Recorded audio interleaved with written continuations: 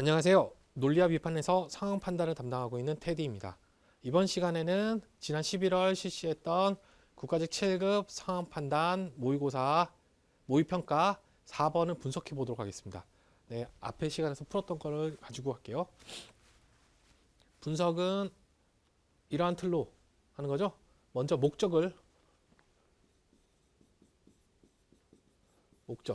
보면 옳은 것을 찾는 거였어요. 근데 선지를 봤더니 결국 특허권을 부여한다, 부여받는다, 부여받지 못한다 이런 내용이 나오죠. 결국 실질적으로는 특허권 부여 여부를 판단하라는 내용이란 걸 알아야 되고요. 선지를 통해서.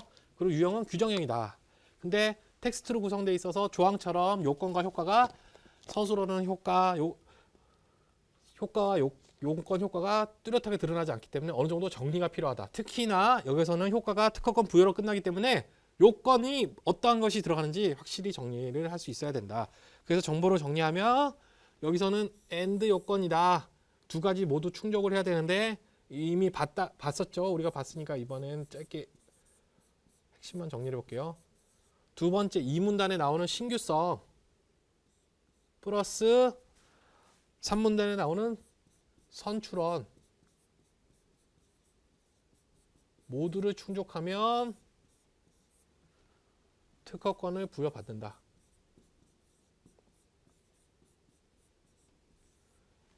이렇게 뼈대가 되죠? 그러면 이번 문장에서 신규성이 나오는데 신규성은 일단 시점이 특허 출원 시. 짧게 쓸게요.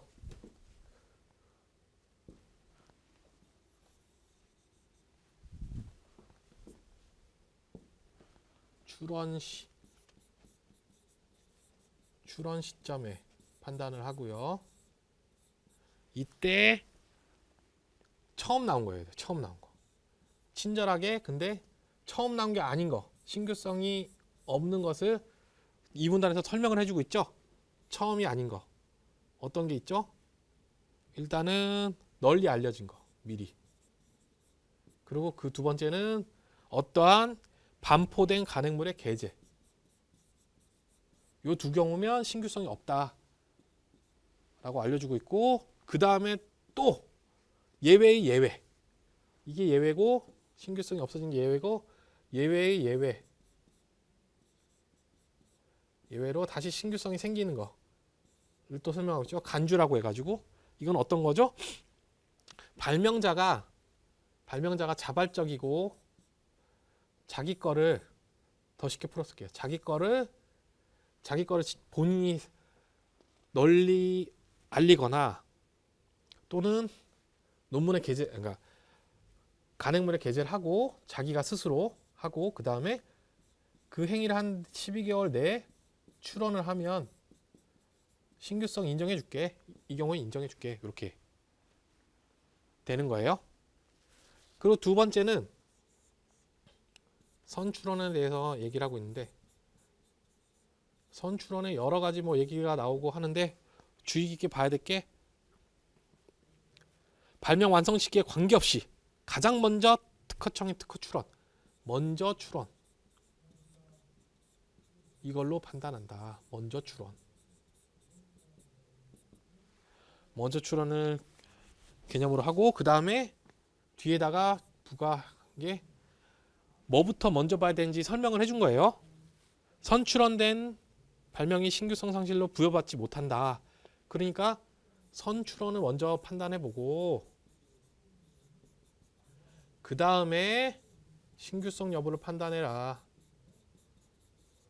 또 하나 또 설명을 했죠. 만약에 선출원된 게 신규성을 잃었다. 그러면 후출원들은 특허권을 부여받을 수 없다. 그냥 여기서 끝난다. 이렇게까지 친절하게 또 설명을 해줬어요. 만약에 더 문제를 더 어렵게 낸다면 따라서 부분이 없어도 돼요. 맞죠? 두 개를 다 갖춰야 되는데, 그렇잖아요? 두 개를 다 갖춰야 되는데 따라서 부분이 없어도 선출원 주의는 완성 시기에 관계없이 먼저 출원하는 사람이 되는 거래요. 그럼 먼저 출원을 이것도 두 개 다 갖춰야 되니까 먼저 출원도 해야 되고 출원 시점에 처음 나온 거예요. 이것도 돼야 되는 거잖아요. 근데 만약에 이렇게 해서 신규성이 없다고 판단이 됐어요. 그랬을 경우에는 두 개 다 못 갖췄으니까 끝나고 후출원은 그 뒤에 만약에 그 뒤에 나온 거는 어떤 거예요? 그 뒤에 나온 거는 선출원은 만족하지 못해요. 그러니까 두 개 다 갖춰야지 특허권을 준다고 했으니까 당연히 안 되겠죠.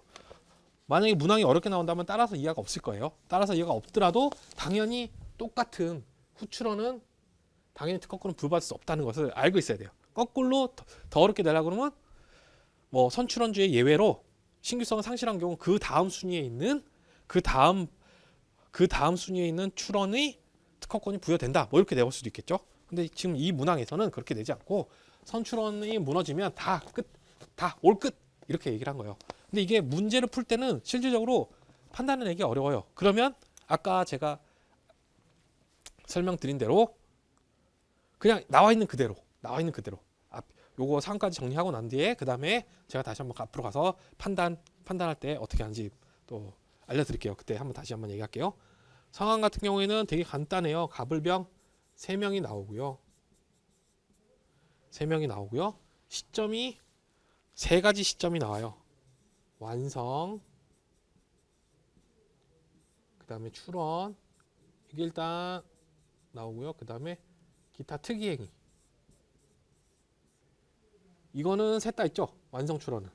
그래서 완성, 출원, 특이 시점이 3가지가 있는데 아까 얘기한 대로 우리는 뭐부터 판단한다? 문항에서 친절하게 알려준 대로 선출원부터 판단한다. 그러면 선출원이 7월 1일인 병이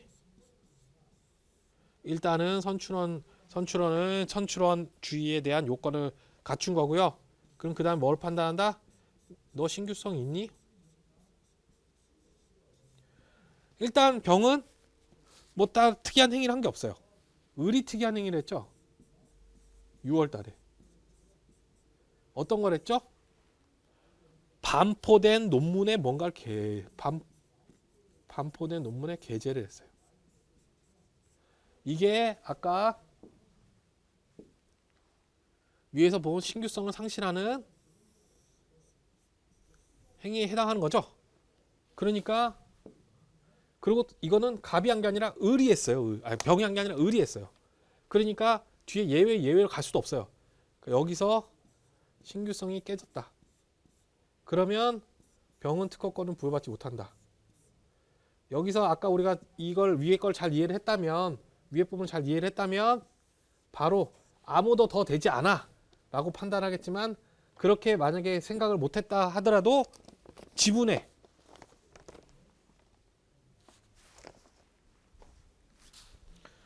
친절하게 동일한 발명에 대한 후출원,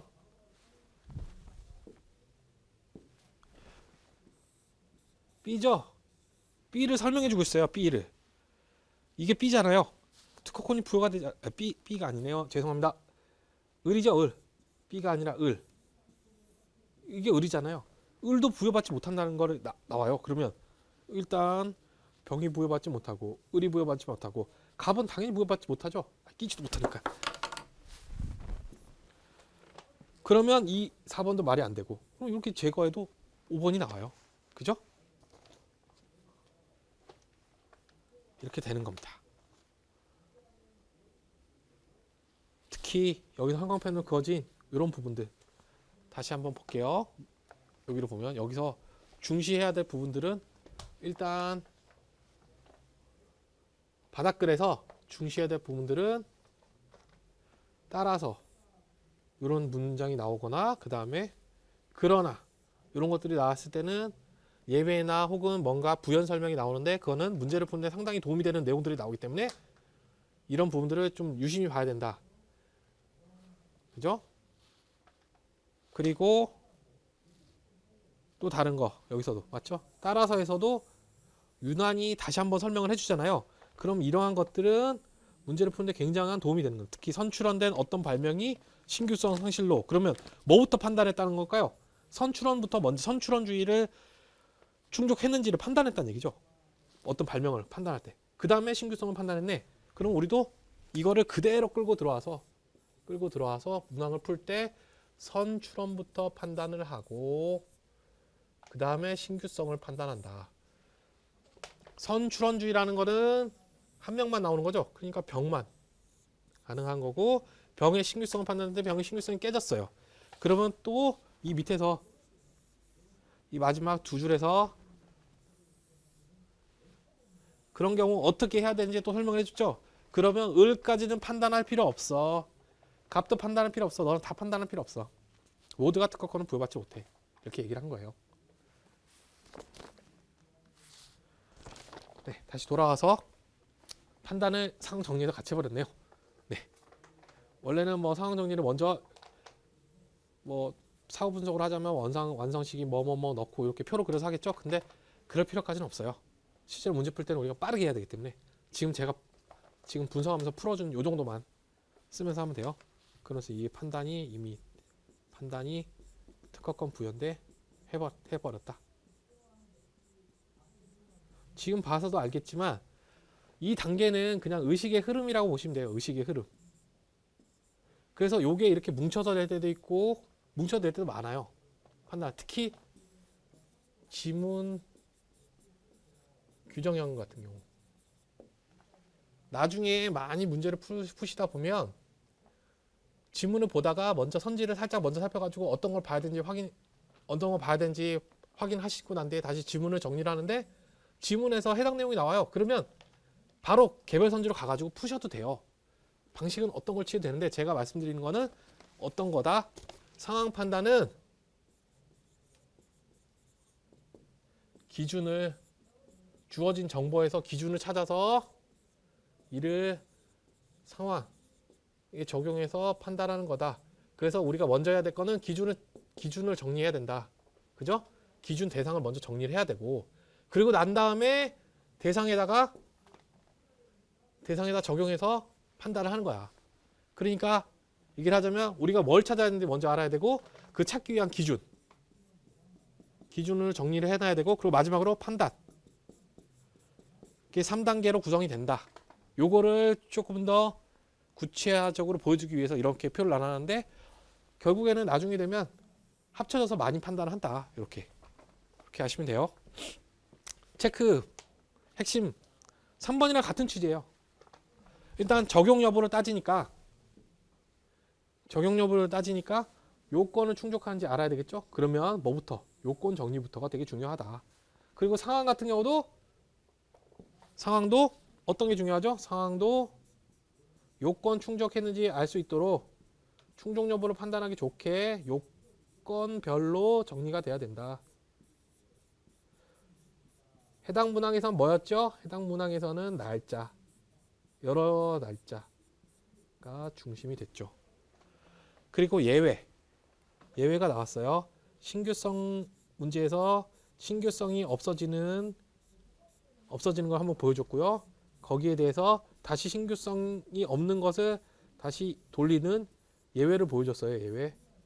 그래서 예외를 잘 판단을 해야 된다.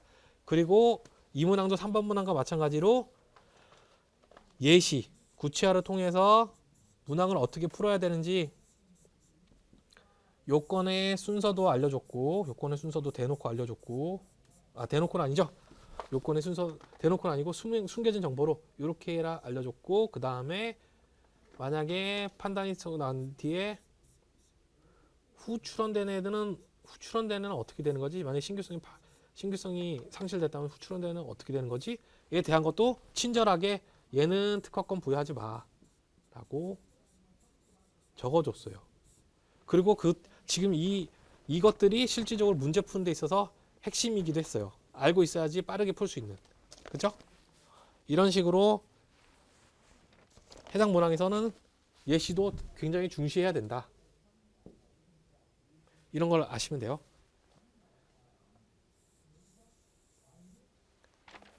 상판에서는 정말로 쓸데없이 정보를 주는 게 거의 없어요. 다 알차요. 다 알차. 근데 알찬데 이거 알찬 거를 다 끄집어내려고 그러면 시간이 엄청 오래 걸리겠죠. 지금 설명하는데도 굉장히 오래 걸리잖아요. 지금은 처음이니까 그렇고요.